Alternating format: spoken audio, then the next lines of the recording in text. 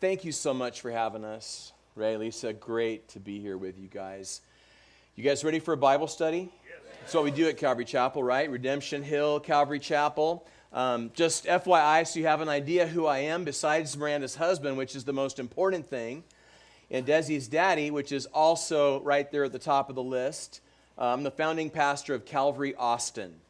So 18 years I led the church there in Austin, and now I'm blessed to do this itinerant ministry with Miranda. Before I tell you where to turn in your Bible, how about I start with this? If you were a superhero, what superpower would you have? I mean, like, would you want to have, let's say, super strength? Or would you want to have flight? Let's talk about costume, because I've got thoughts about that. I would definitely want like a really cool emblem on the chest of my costume. And I would want a helmet or a mask, maybe both. Secret identity. What if we could have a secret identity? What if we could do something like Tony Stark or Bruce Wayne? That'd be cool, right? Have the whole secret identity thing going. And do not forget about like the base or the headquarters. Your very own bat cave or fortress of solitude. How awesome would that be? Were you into superheroes when you were a kid? Because I was into superheroes. I have to admit, I like to read superhero comic books. I like to watch superhero cartoons on TV. And sometimes if I'm keeping it real, I even like to pretend that I was a superhero. Now, kids today have got it made. I mean, Miranda was talking about how we're going to spend 9 months on the road, and we're going to go all the way to Maine and all the way down to Florida and all the way back across again. We're going to put a lot of miles on that new engine.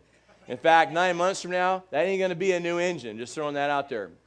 But all those hours we spend on the road, you know, our daughter Odessa, well, she knows what to do. I mean, she's got her iPad. She can pass lots and lots of time on the iPad. Now, you know, with an iPad, you go to the App Store, you're never more than one click away from pretending to be anyone you want to be or pretending to do anything you want to do. But, well, when I was a kid, if I wanted to play superhero, Mom did not hand me an iPad.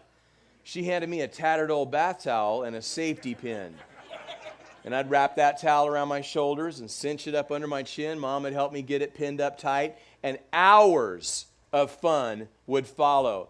Now, kids today would get like 5 minutes out of that.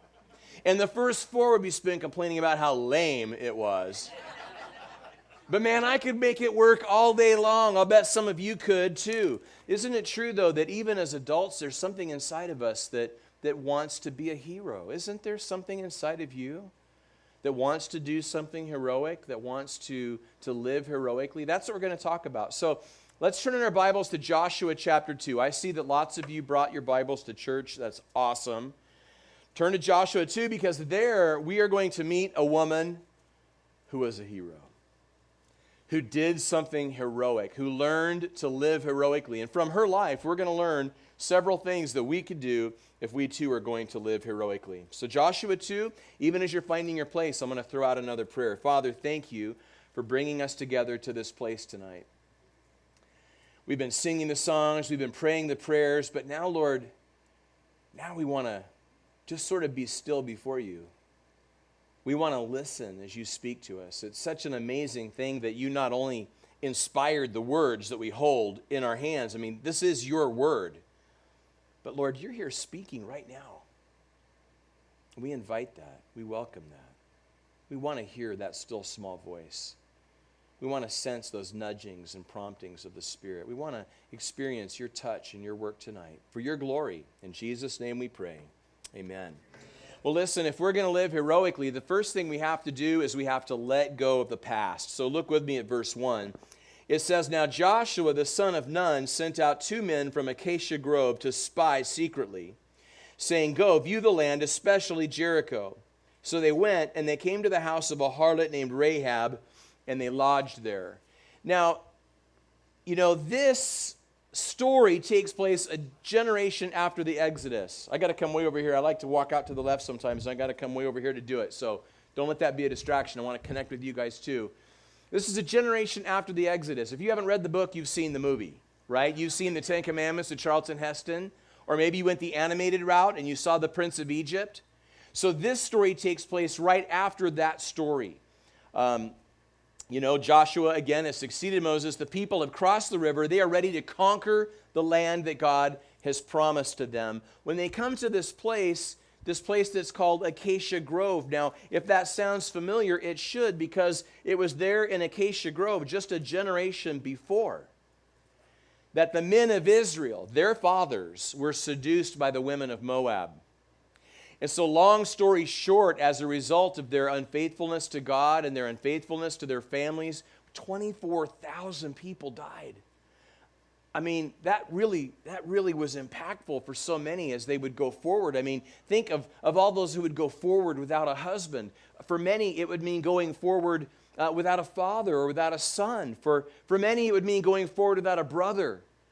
For still others, it would mean going forward without an uncle or without a nephew. And you know that every year on an anniversary, they'd be reminded.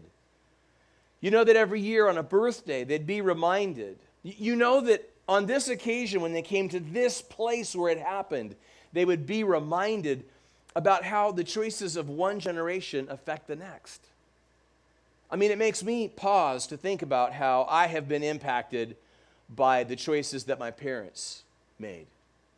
And it challenges me to think about how the choices that I'm making are affecting my daughters and even now granddaughter. That's right, as of just a few months ago, you're looking at a newly minted Grandpa and Mimi. We have a granddaughter in Tallahassee, Florida, that we're going to get to see again later on this tour, probably in October. October can't get here fast enough. I can't wait. But it makes me think about how my choices are affecting, even my daughters and granddaughter. Maybe your family isn't entirely different from mine. Has there been in your family something that has happened over and over and over again, something that has recurred generation after generation, something destructive, something harmful, something hurtful? In my family, that's been alcoholism on my dad's side. See, my dad, for me growing up, my dad was definitely an alcoholic. And, as I think about that, well, I got to tell you, I mean, his alcoholism cost my parents their marriage. My parents' marriage ended in divorce not long after I left home, in large part because of his alcohol abuse. And I'm so proud of my dad. I mean, if he was here tonight, he would describe himself as a recovering alcoholic, just because that's the language that lots of people use. But my dad's been sober for years. And I'm so proud of him and so happy to see the way he's put his life back together. He remarried, and his second marriage almost ended for the same reason as his first. And yet the way that God's put all that back together is just really, really awesome and super special. But it wasn't just my dad. It was my grandpa. It was my dad's dad. He also was an alcoholic. It's funny when I think about him, or even when I begin to talk about him, because, well, I probably saw him like 5 times or 3 or 4 times. I could count on one hand is what I'm getting at. The number of times that I saw my grandfather in my whole life. And it's not because there was an opportunity. He lived well into my adulthood. It's that he was alienated from the family. He was estranged from the rest of the family. You see, my grandfather and my grandmother, they were married and divorced twice to each other. They were married and they got divorced, and they got married again and they got divorced again. And just like with my dad, well, a major factor in both divorces was my grandfather's alcohol abuse. So for my dad, I mean, that meant growing up largely without a father figure in the house. And for my dad, that meant growing up largely in poverty. I mean, he and his brothers, my uncles, lived with their mother, my grandmother, who lived with her mother, my great-grandmother, in public housing, the projects of Colton, California. And you know that had to affect the way that my dad raised me and my sister. Now, several years ago, well, I don't remember exactly what year it was now, but my grandfather has since passed away. And my dad traveled to Stockton, California, where my grandfather had spent his final years, and, put together a funeral and went through his personal belongings and all the kinds of things you've got to do when something like that happens. It wasn't but a few months later that I was in California attending a conference. I think it was one of our senior pastor conferences, and I stuck around to visit my dad in Orange County. And so I was there with my dad for a few hours one afternoon, just months after my grandpa had passed. And so my dad left me there in the room, and he went into the other room, and he carried out a box that he had found among my grandfather's things. Now, I want to talk for just a moment about this box because you know about these boxes. You probably have one. I have one. Do you have a box, a place where you put keepsakes, mementos, things that you want to hang on to? Lots of you do, right? I see lots of heads nodding. So I have a little wooden box that says San Diego on the front. I got it on a trip to San Diego when I was a kid, even younger than Des.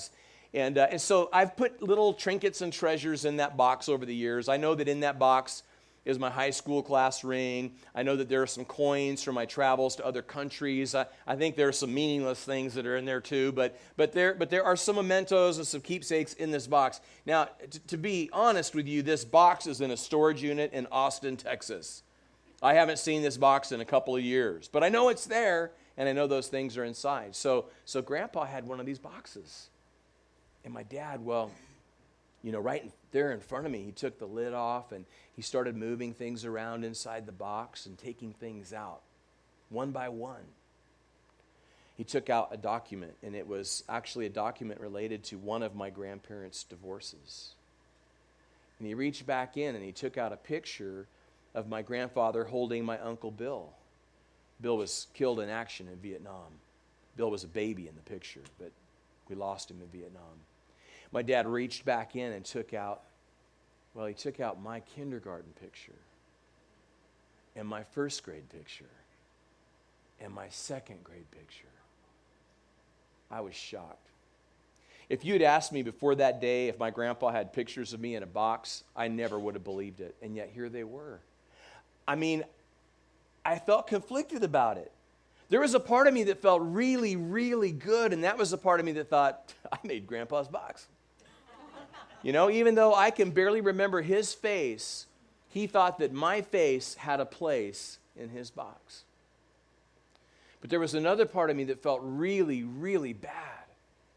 And that was the part of me that realized that whereas my box, and probably your box too, is a box filled with memories, his was a box filled with regrets. His was a box filled with reminders of all the things that he'd had but lost.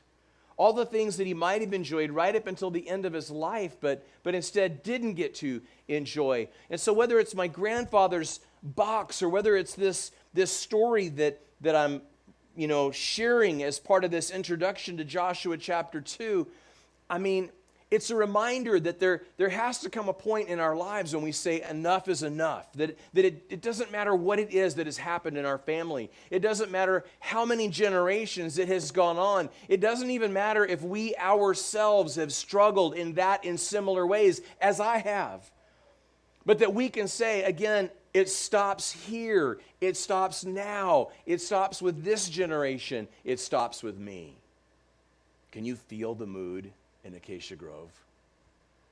Another similar observation, and that has to do with the spies that Joshua sent into the land. It says here that Joshua sent 2 spies. Now that also takes us back a generation because, Moses sent spies too, didn't he? Only Moses sent 12 spies. And if you know the story, you know that 10 of those spies came back with a negative report. 10 of those spies were like, there is no way we can do this.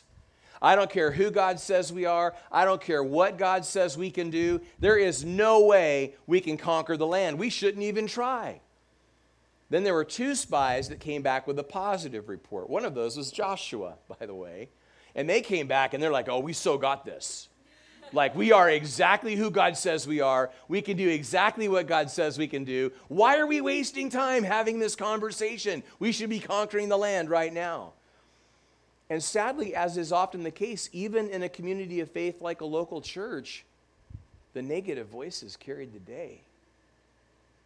And as a result, an entire generation was doomed to die in the wilderness. Their sentence, 40 years with time served. I mean, that means that for the best part of 40 years, they were going to wander through the desert, waiting for everyone of a certain age to die. Now, we can sort of do the math. I mean, we're talking about a lot of funerals. You know, let's just try to break it down. If there were 1.2 million adults, and that's a conservative estimate, and if they used every hour of daylight to bury people, we're talking about year after year funerals, month after month funerals, week after week funerals, day after day funerals, hour after hour funerals, about 7 funerals per hour for nearly 40 years. And you know that every time another body slid beneath the sand, that they were reminded what happens when we listen to the wrong voices. When we listen to anyone who says anything other than what God says about who we are or about what we can do. Now, I'm guessing that there are people here tonight who can relate to that. I think a lot of us can relate to that. And some of us here tonight, maybe you are one of those people where like that's your whole life. Like for as long as you can remember, you've been told a negative story about yourself. It could have been a parent. It could have been a sibling. It might have been a classmate or a teacher, a coach. It could have been a youth pastor, a Sunday school teacher. In your adult life, you know, maybe it's been like a coworker or an employer. Maybe worse, maybe it's been a spouse. But like for as long as you can remember, you've been told this negative story about yourself, something other than what God says about you, something other than what God says about what you can do. And if that's been your experience, I am so sorry. I mean, that can be really, really difficult to overcome. But isn't it true that even if that hasn't been your experience, isn't it true that for all of us, the biggest problem isn't with the story that they tell us, it's with the story that we tell ourselves? Have you spent a lifetime telling yourself that you're not enough? Telling yourself things like this, saying things like, you know, I'm not tall enough, I'm not fast enough, I'm not handsome enough, I'm not beautiful enough, I'm not educated enough. I'm not cool enough. I'm not good enough. I'm not spiritual enough. On and on it goes. And this is one more of those things where there has to come a point in our lives when we say, enough is enough. That, you know, we are not going forward. We're not going to listen to anyone, even if it's us, who tells us anything other than what God tells us about who we are and about what we can do. Can you feel the mood in Acacia Grove? Well, getting back to our narrative and to these spies, they were sent to gather intelligence. It says especially of a place called Jericho. Jericho, if you look it up online, claims to be one of the oldest continuously inhabited cities in the world. I don't know about that, but what we're interested in is what Jericho was like in Bible times, right? What was Jericho like when our story takes place? And so let's talk about that. It might be that the first thing you need to know, maybe even the most important thing you need to know, is that Jericho is heavily fortified with not one, but 2 walls. It had 2 walls around it. Apparently, the king of Jericho promised voters that if elected, he would build a wall. And Moab would pay for it. So we have this wall around Jericho. Now, all kidding aside, I mean, in ancient times, a wall certainly was a matter of national security. I mean, in ancient times, a wall was the difference between a good night's sleep and getting killed in your sleep. Your wife raped, your kids taken as slaves. I mean, that's the world they lived in ancient Jericho. And so they had to have a wall, but what would happen if once you'd built a wall, you ran out of space? Well, then you'd build a second wall. So picture a second, larger concentric circle. And the space between the walls? Suburbs. It's like you've got old Jericho and new Jericho. Now file that away because we're going to come back to it. But the spies, I mean, no sooner do their feet hit the ground in Jericho than we find them in the red light district. What? I mean, if you were new to the Bible, you would totally not see that coming. You would not anticipate that that's where this story goes. And yet, that's exactly where this story goes. And so, like that, we go from talking about the world's oldest city to the world's oldest profession. Now, before you get the wrong idea, I don't believe that the spies were at Rahab's place to get under the covers. I believe they were there undercover. The success of their mission depended upon not drawing attention to themselves. Realistically, they weren't the only visitors to Jericho that day. My guess is that the closer they got to the city, the more they began to encounter others traveling from other places. They may have entered the city as part of a larger group. And when they did, they followed the tourist to the touristy areas of Jericho. They found themselves where they found themselves. But maybe to go a step further, to go a little deeper, maybe we shouldn't underestimate the value that the spies would have placed in Rahab as a potential intelligence asset. I mean, seriously, there's no telling who Rahab knew or what. You know, it was realistic for them to think that she might have access to information that no one else they were going to talk to on this little visit would have access to. It makes perfect sense to me that they would want to talk to someone like Rahab. But if there was anything at all inappropriate about their visit, the Bible doesn't tell us so. Don't you love that the Bible tells us about that at all? That the Bible tells us, you know, what Rahab did? I mean, I love it for so many reasons. That could be like its own sermon with multiple points. I can only quickly maybe touch on one of those. How about that? Let's touch on one of those quickly. I love that the Bible tells us the truth about Rahab because today there's so much talk about authenticity at church. I mean, there's lots being written and lots being said, lots being blogged and posted and all of that about how we need to create safe space at church for transparency and vulnerability. But my point is, we are so much better at talking about it than we are at doing it. Oh my goodness. I mean, if you've been in church for long, by which I mean this isn't like your first church home. Over a lifetime, you've had multiple church homes. Well, chances are your experience is not so different from mine. There's been a point in time when you were someplace where someone got brave. They found their voice. And in a moment of courage, you know, they told their story, or they talked about their struggles, or maybe they even opened up about their questions or doubts. And then you watched in horror as they were shamed, and as they were shushed, and as they were shunned. Man, we got to do something about that. You know what? You and I can change that. I mean, going forward, wherever we find ourselves, I'm thrilled to know that you are in a grace-giving church. But should you ever find yourself in an environment that isn't so gracious, we can change it. We've got to stop waiting for someone that we think is at the top to get it, to do something. We can do something. You know what we can do? Two things. It's this simple to change the culture that we find ourselves in. Number one, we got to be brave. We got to find our voice. We got to tell our story. And then number two, when other people do the same thing, we've got to absolutely refuse to be a part of the group that would otherwise shame, shush, or shun them.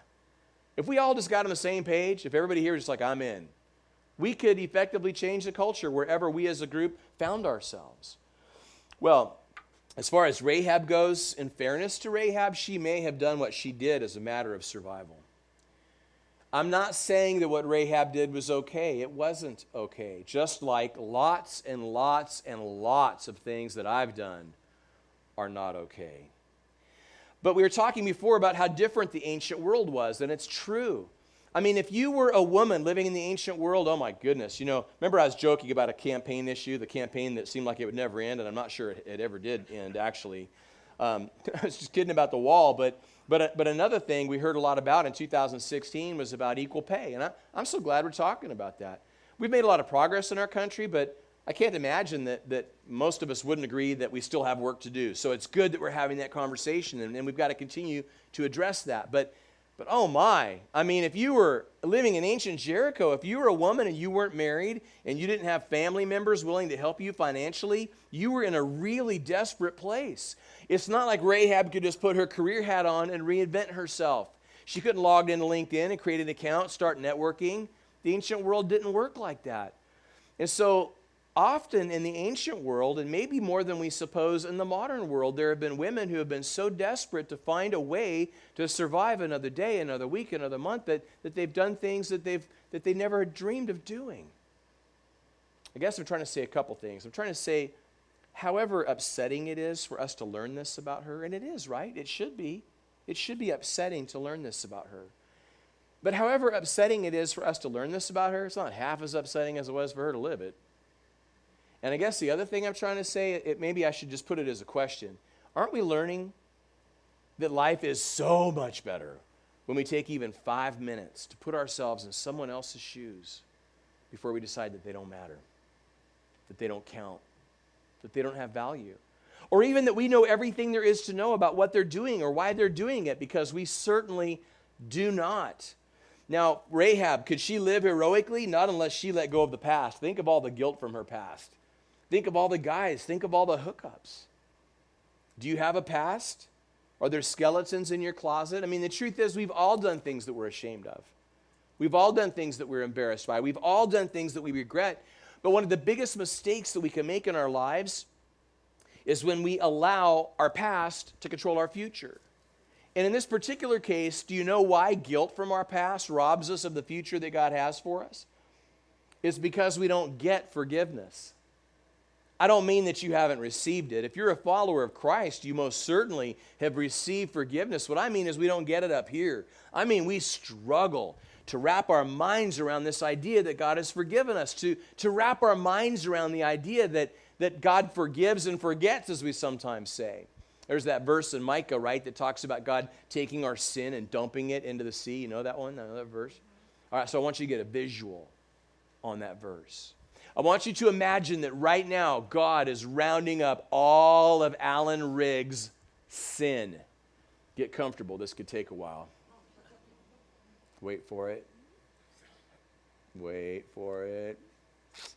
Wait. Okay, he's got it. Now, he's dropping it into the Mediterranean Sea. I want you to picture the storm surge.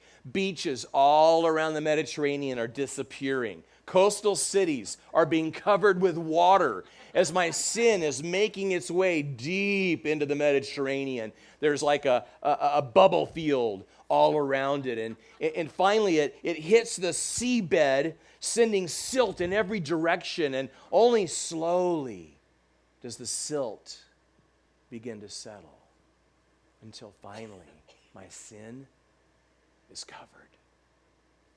No one can see it. No one can find it. No one's ever going to dredge it up. Not even God himself, because he promises not to.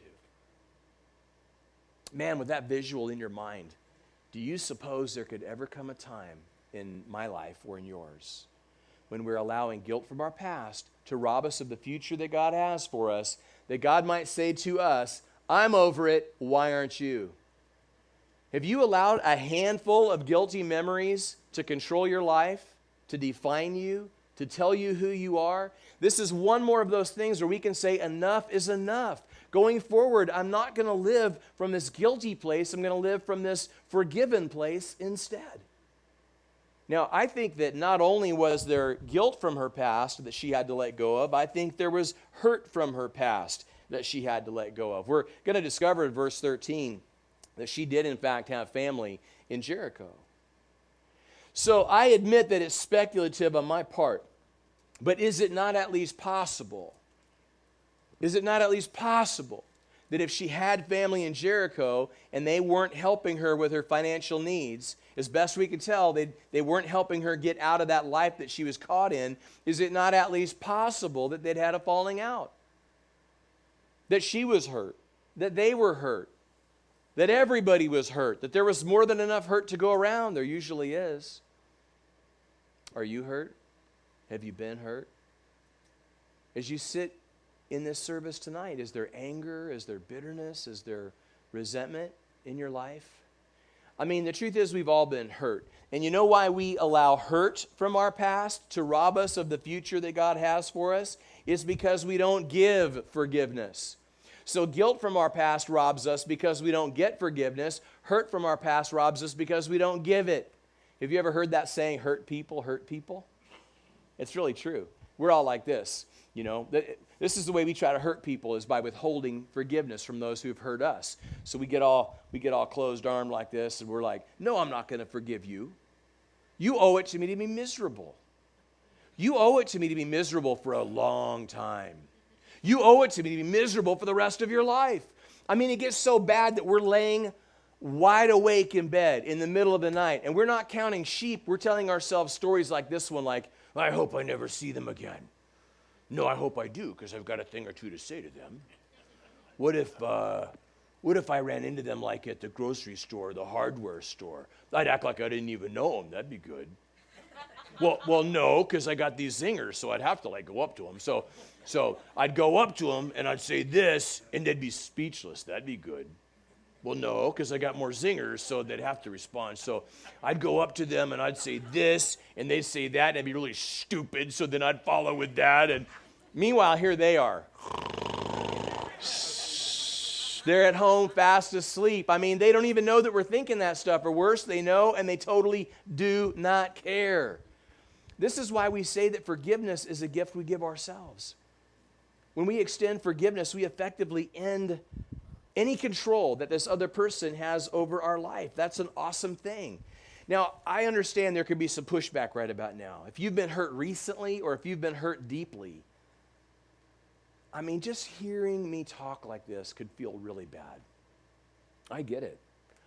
I mean, you came tonight and you just want to be refreshed, and you were singing the songs and praying the prayers, and then all of a sudden, this guy who totally doesn't get it, totally doesn't get you, doesn't know what they did, starts telling you that you need to forgive. It can feel like a slap in the face, right?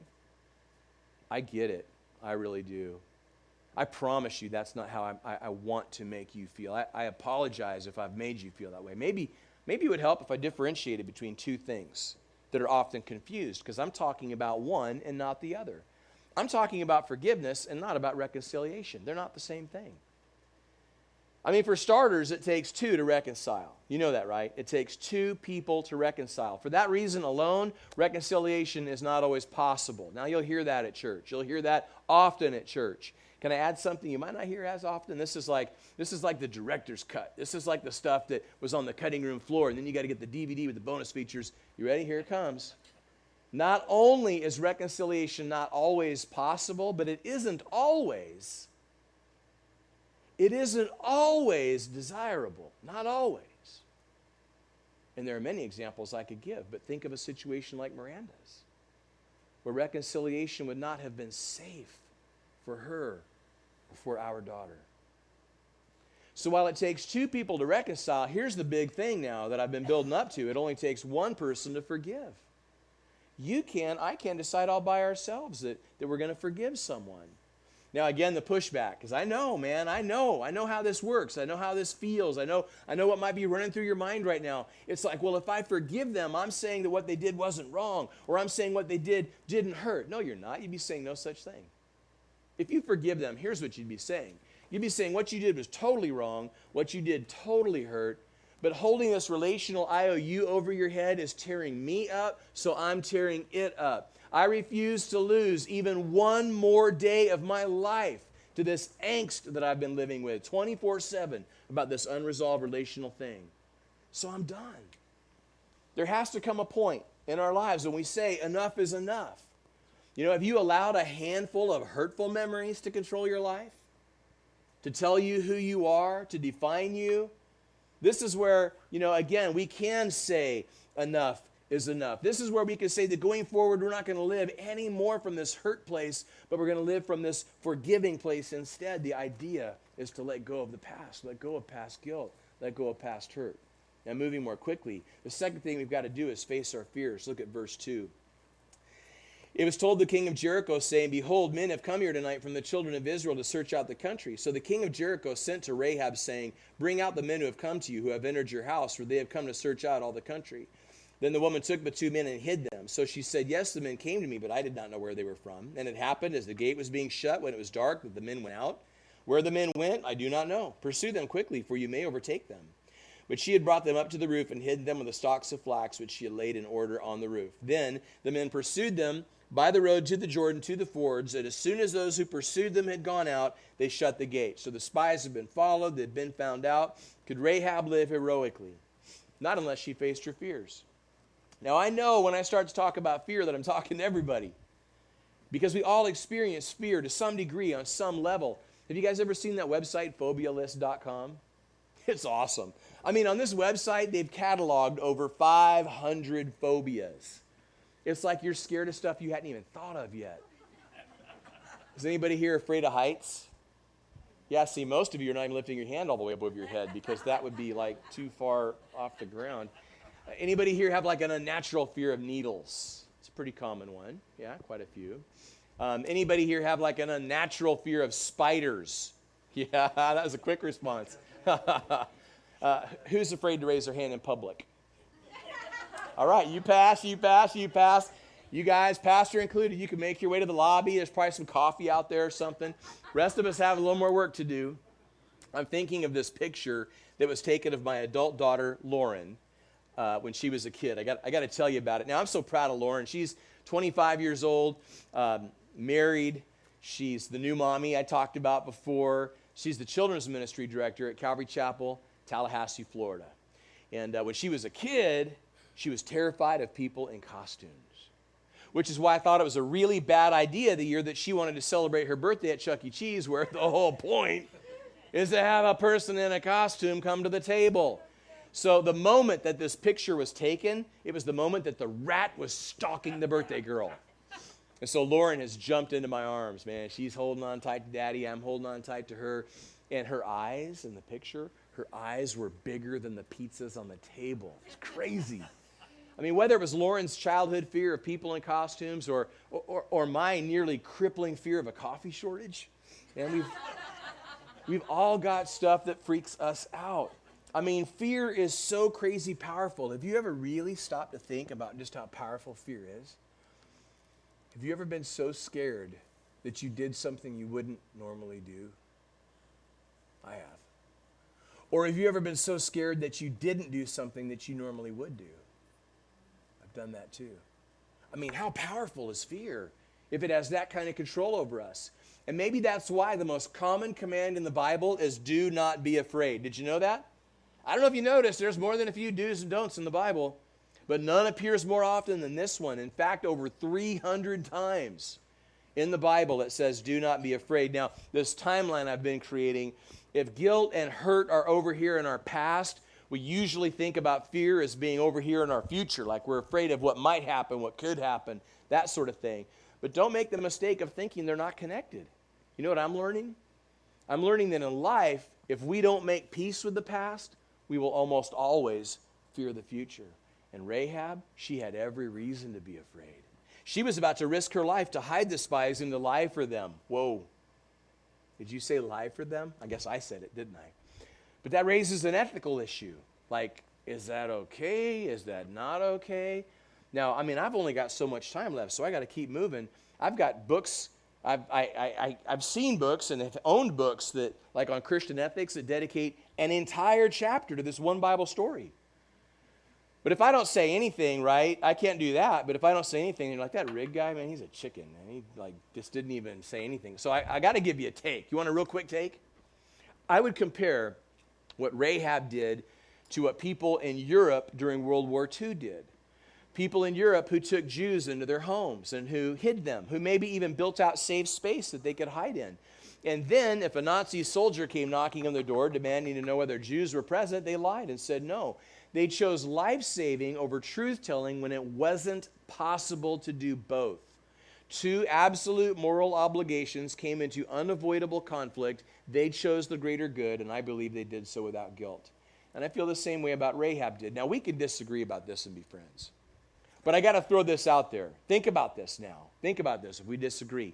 If we have a shooter come in right now and you jump, back here into this drum cave, and they say to me, it's just you and me. We're the only ones here, but he just sees me. And he's like, are you the only one here? I'm going to say, I'm the only one here. It's just me. Take my chances. If you're the one standing here and I'm the one hiding in the drum cave and they say, is there anybody else here? You're going to go, yeah, Rigg just dove behind the bass drum. If you hurry, you can catch him before he finds a way out of there. So anyway, you ought to feel really good about hanging out with me. Me with you, not so much, but... Well, getting back to this idea of taking a chance, taking a risk, have you ever played it safe only to regret it later? I bet you have. I bet you have. Like what about that time? Remember that time you struck out looking? And all these years later, you still think about, oh, if only I'd taken a cut at that pitch. What about that time that you wanted to volunteer, but you couldn't get your hand in the air? That time you knew the answer, but you literally could not get your vocal cords to work. What about that time that you were just trying to decide, what do I do about the house? What do I do about the car? Somebody else got them before you could make up your mind. Or what about that time You know the one I'm talking about. When you were like so close to telling someone how you really felt about them. But you chickened out. And then you never had another chance. I mean, Rahab could have played it safe. She could have refused to hide the spies. She could have refused to lie for them. Instead, she risked the life she had, the only life she knew, for the life that she wanted. To live heroically, you have to risk your life as it is. And that's scary. That's why we have to face our fears. So, if you're a person who doesn't like to take risks, already you're pushing back. Like, well, obviously you never met me because I am a low risk tolerance person. Or maybe you would describe yourself as a no risk tolerance person, right? I'm sure there's some of those here. I'm not a risk taker. You would say that. I'm not a risk taker. Well, I'm not buying it. Not that long ago, I was in a bookstore. You guys remember those, right? They had shelves, these things with pages. They were awesome. I loved them. And I took this one book off the shelf, and I looked at the title. It said 100 Most Dangerous Things in Everyday Life and What to Do About Them. Do not read that book. That book totally messed with my head. I mean, I had no idea that every year in the United States, more people are killed by teddy bears than by grizzly bears. Who knew? I mean, apparently like a button can come off. You can have a tragic choking thing happen. Did you know that every year in the United States, 40,000 people are injured by their television set? Yeah, you know, more than once, I've been watching AFV, America's Funniest Videos, and seen like some kids roughhousing, and they roll into a piece of furniture that starts to wobble, a TV falls off, you could have a crushing injury. All right, I wasn't sure if I should go there, but I got to go there. I got to go one more. You ready? Did you know that every year in the United States, 60,000 people are injured using the toilet? Right? So don't tell me you're not a risk taker. Unless you're prepared to hold it forever. The question is not whether to risk, but what. So listen, will you risk the life you have for the life you want, the one God wants for you? Or are you going to risk the life you want, the one God wants for you, to hold on to the life that you have? The idea is you've got to face your fears. In the verses we're about to read, verse 9, Rahab uses fear words. Verse 11, she uses fear phrases. And yet, when we read about her in the New Testament, which we'll talk about as we wrap up here in just a few minutes, it doesn't talk about her fear. It talks only about her faith. It teaches us something very important about living heroically. We imagine that people who live heroically feel no fear. But Rahab was scared out of her mind. So it must be not that heroes feel no fear, but that heroes, though they feel fear, refuse to be controlled by it. What about that? What if you and I lived lives that were not controlled by fear? Even though we feel fear, we have thoughts that aren't fueled by fear. We have future plans not formed in fear. We have a life that isn't, totally consumed with the power of fear. So to live heroically, we're going to let go of the past, we're going to face our fears, and finally we're going to believe. Verse 8, now before they lay down, she came up to them on the roof and said to the men, I know that the Lord has given you the land, that the terror of you has fallen on us, and that all the inhabitants of the land are faint-hearted because of you. For we have heard how the Lord dried up the water of the Red Sea for you. You came out of Egypt, and what you did to the two kings of the Amorites who were on the other side of the Jordan, Sihon and Og, whom you utterly destroyed. And as soon as we heard these things, our hearts melted. Neither did there remain any more courage in anyone because of you. For the Lord your God, he's God in heaven above and on earth beneath. Now therefore I beg you, swear to me by the Lord, since I have shown you kindness, that you also will show kindness to my father's house, and give me a true token, and spare my father, mother, brothers, sisters, all that they have, and deliver our lives from death. Quickly, notice before we read the last of the verses, notice what she said in verse 11. One God, singular, personal God, all-powerful, everywhere present at once God. My point is that Rahab had come to believe. And so picking it up in verse 14, the men answered, our lives for yours, if none of you tell this business of ours. And it shall be when the Lord has given us the land that we will deal kindly and truly with you. Then she let them down by a rope through the window, for her house was on the city wall. She dwelt on the wall. And she said to them, get to the mountain lest the pursuers meet you. Hide there 3 days until the pursuers have returned. Afterward you may go your way. So the men said to her, we will be blameless of this oath of yours that you made us swear, unless when we come into the land you bind this line of scarlet cord in the window through which you let us down. And unless you bring your father, mother, brothers, all your father's household to your own home. So it shall be that whoever goes outside of the doors of your house into the street, his blood shall be on his own head, and we will be guiltless. Whoever is with you in the house, his blood shall be on our head if a hand is laid on him. And if you tell this business of ours, then we will be free from your oath, which you made us swear. And she said, according to your word, so be it. She sent them away, they departed, and she bound the scarlet cord in the window. Now notice, verse 15, it tells us not once but twice that she lived on the city wall. What am I doing way over here? Well, you and me, we're on the approach to Jericho. So she lives on the wall. Well, from where we stand, we can see the inner wall. Making hand puppets here. We can see the inner wall, but our focus is on that outer wall. Now, you can read different books and listen to different sermons and watch different documentaries on Netflix and get all kinds of different details that don't all match up. At least one of the sources that I consulted said that it might look something like this, that outer wall. We might have like a 15-foot earthen retaining wall, and on top of that, like a 25-foot brick wall. So we could see Rahab's window. Let's make our way over to it. We're going to walk right up to that wall, right underneath her window. And as we look up at that window, we're looking up like 40 feet, which raises a question. What in the world was Rahab doing with a 40 or a 50-foot rope laying around the house? Did everybody in Jericho keep a 50-footer on the coffee table? Did only the people who live on the wall keep one on a hook by the window? I don't know, but I'm guessing these were not the first men who had to make a hasty escape from Rahab's place. Just throwing that out there. Now, she wasn't letting them go anywhere until they had a deal, which raises a question, doesn't it? Why didn't she go with them? She could have led them to a cave in the hill country of Judah. Then, when it was safe, she could have followed them to Acacia Grove. What if they didn't come back or didn't keep the deal? Or what if she was found out before they could come back and keep the deal? They would have killed her. There's only one reason, and that's her family. That family. That family that, as best we can tell, wanted nothing to do with her. Could Rahab live heroically? Not unless she believed. Not unless she believed in God she had come to.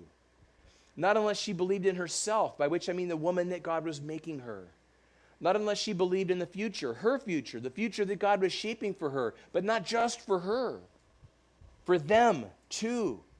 She had so many reasons not to care about anyone's future but her own. She'd been overlooked by the eligible bachelors of Jericho. She'd been abused by immoral men from far and wide. She'd apparently been abandoned by her own family. Who would blame her for wanting to get out and never look back? But the idea is to believe God for a big future that makes us and others bigger. Man, we love as Christians to talk about, our vision for our lives and our ministry and our church. Sometimes we call it like a God-given dream. If your God-given dream is only big enough for you, that's not God's dream for you. God's dream for you will always be so big there's room in it for you and for others. And Rahab becomes the most amazing case in point. In chapter 6, we find out that Rahab and her family were spared. 2 verses later, we find out that when Joshua was written, when the book was written, that Rahab was still alive and well and living as a part of their community. How cool is that? Not half as cool as this, because you get to the end of the Old Testament. And then you turn through those blank pages between the Testaments. And then you turn to the first book of the New Testament and the first chapter of the first book and the first verses of the first chapter. And there you find a tree. But not just any tree, a family tree. And not even just any family tree. We're talking Jesus' family tree. Now this tree, man, it has these big, huge, strong branches. And on each branch is carved a name. The name of a woman or a man who lived heroically. And there on one branch for all the world to see. On one branch for you to see tonight. R-A-H-A-B. You know what this means, right? That Rahab not only lived in the community, but she'd fallen in love, she'd gotten married, she'd had kids who had kids who had kids, until one of her descendants is Jesus, God in human flesh, the Savior of the world, who many see symbolized in the color of the scarlet cord, to make us think about the blood Jesus would one day shed to make all this cool stuff possible. Oh my goodness. Rahab had an ability to believe God for a bigger, better future, but do you think that even Rahab could see this? From prostitute to mother. How long had she worn that label? Prostitute. And God just comes along and takes hold of the corner. Now listen, rip. And in its place he puts a new label that says mother. You heard a little bit of Miranda's story tonight, not as much about mine, but around the same time I went through something similar. I mean, so several years ago, we both on our own went through very painful and public divorces. And we know what it's like to wear a label that says divorced, and even to have people in your life who will never let you forget. And yet, can you see God take the corner of Miranda's label that says divorced and listen, rip, and in its place a new label that says wife? Can you see God take the corner of my label, rip, and in its place a label that says husband? What label do you need to hear God ripping away from you tonight? Failure, rip. Loser, rip. Sinner, rip. What label do you need to see God putting in its place? I'm going to pray. Miranda's going to come up. We're going to do one last song and send everybody home. Hopefully we'll get to meet you after the service. But before I pray, can I tell you this one thing? I've got an idea how you should spend the rest of your evening. Isn't that thoughtful of me? I think when you get home, you should find like a tattered old bath towel and a big old safety pin. And I want you to wrap that towel around your shoulders, and I want you to pin it up close. And I want to encourage you to live heroically as you let go of past guilt and hurt, as you face your fears, feeling them fully but refusing to be controlled by them, and as you believe God for a better future, not just for yourself, but for the people around you as well.